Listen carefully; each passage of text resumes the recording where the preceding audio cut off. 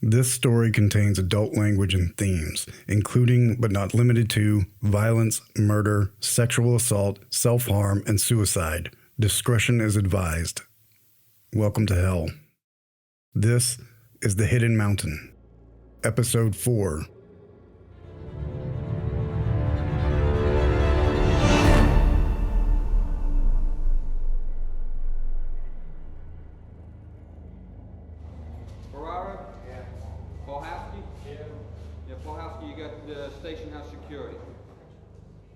Back at the precinct, that morning's roll call was sparsely attended, probably because everyone was out on the streets already, dealing with the quake's aftermath. Their boss, Lieutenant Hobie, looked worse than usual as he gave them the stale pep talk. And one more thing, he was just wrapping up. Overtime has been approved for all departments, so call your wives, girlfriends, husbands, whatever, and tell them that you're going to be late for dinner for a while. This quake has turned the city into a swarming hornet's nest, and it's up to us to put the genie back in the bottle. All right? Dismissed. Irene and Becky were planning on doing just that, but before they could slip out of the bullpen and get to work, Lieutenant Hobie cut them off. Esposito, Horton, he called to them as he unwrapped a bodega breakfast burrito and started gnawing on it. You got a preliminary report on that floater this morning? He asked as he chewed. Not yet, sir, she admitted. We were just on our way to the ME to see what they... So was it a suicide or because of the quake? He asked, chomping on his food while Irene tried not to notice. Neither. It looks like a homicide. Hobie snatched the thin file out of Becky's hands and scanned it. What's the cause of death? He demanded. We don't know, Lieutenant, Becky reminded him. That's why we're... Listen. He did them the courtesy of wiping his mouth before continuing.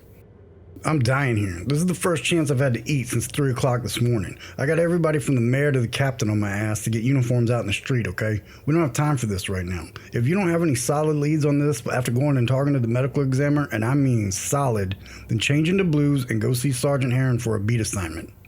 He turned to walk away. Sir, Irene began to protest. We need uniforms on the street, detectives, he called out without turning around.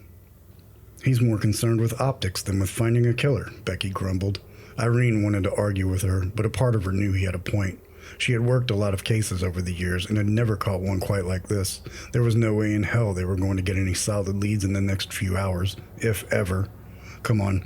She handed the file back to Becky. Let's go see what the examiner has for us.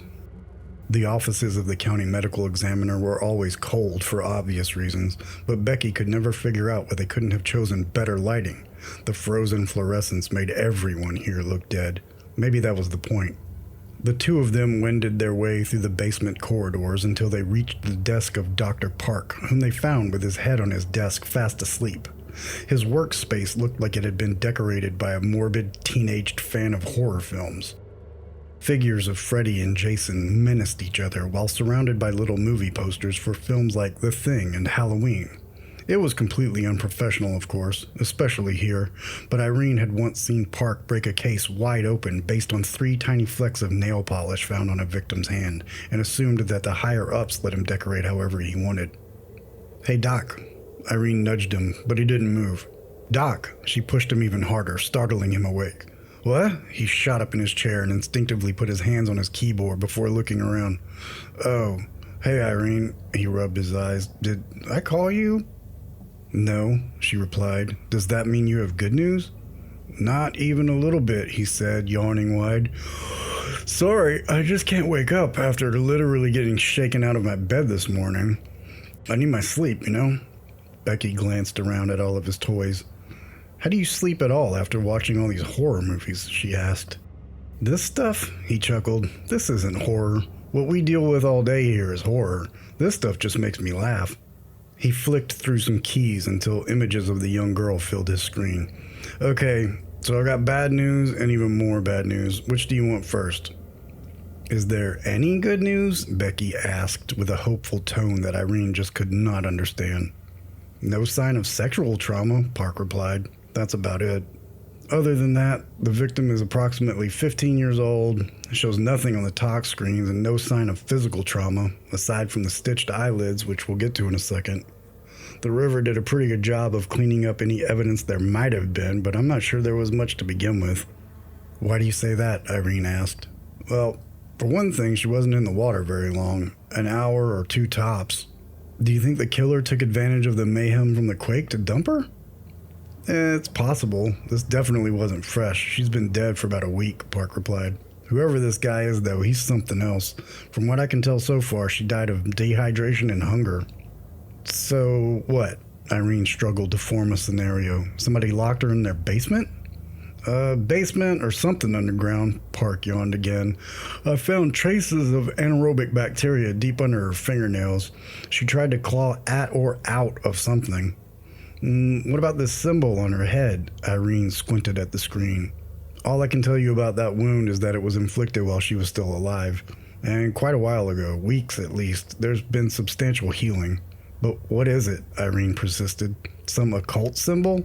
I have no clue, Park shrugged. I've never seen it before.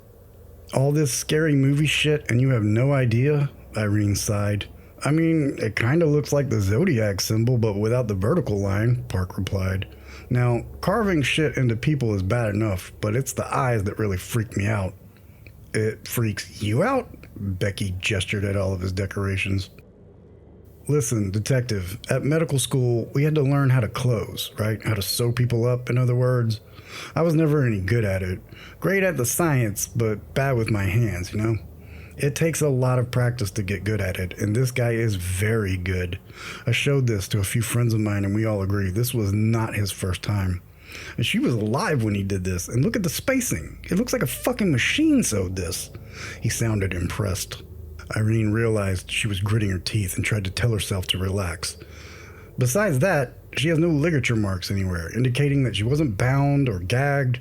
This guy sews her eyes shut, but leaves her hands and mouth free, meaning he didn't care how much noise she made, and he was pretty convinced that she couldn't escape from whatever hole he put her in. Park let that sink in for a moment before adding, if you ask me, I'd bet my vintage Friday the 13th goalie mask that we're going to find another one just like her before too long.